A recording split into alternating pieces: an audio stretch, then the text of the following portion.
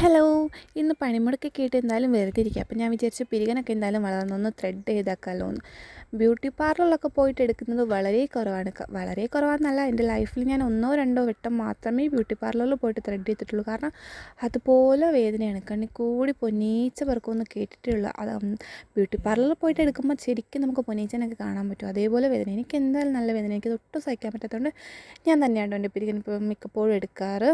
ഞാൻ ഫസ്റ്റ് തന്നെ ഐബ്രോ നല്ലതായിട്ട് നമുക്ക് ഏത് ഷേപ്പിലാണോ വേണ്ടത് ആ ഷേപ്പിലൊന്ന് നല്ലപോലെ എഴുതി കൊടുക്കും കേട്ടോ. നല്ലപോലെ ഒന്ന് എഴുതി കൊടുത്ത് നമുക്ക് വീതി കുറച്ചാണോ വീതി കുറവാണോ എങ്ങനെ വേണോ അങ്ങനെ എഴുതി കൊടുത്തിട്ട് എടുക്കുമ്പോൾ നമുക്ക് കുറച്ചും കൂടെ എളുപ്പത്തിൽ എടുക്കാൻ പറ്റും. പുതിയ ബ്ലേഡ് ആട്ടോ, പുതിയ ബ്ലേഡ് വെച്ച് എടുക്കുന്നത്.